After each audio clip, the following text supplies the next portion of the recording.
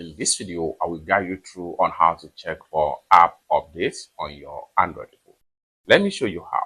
Very first thing you want to do is to go ahead and make sure you open up your Play Store on your Android phone. Having opened up your Play Store, next thing you want to do is to go ahead and click on your profile icon on your Play Store.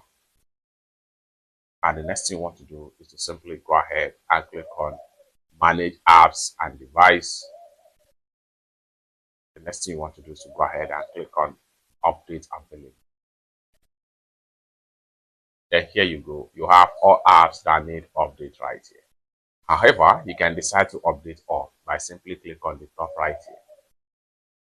Or better still, you can update them one after the other, as the case may be. Just be tapping on the update right here, and the app will be successfully run the update in the background. While the update is running in the background, you can as well be doing another thing on your Android device. Just exit from the Play Store and do another thing, as the case may be. It's that simple. For more useful tutorial, tips and tricks about Android phones like this, consider subscribe. Thank you so much for watching, and I hope to see you in my next video. Bye for now.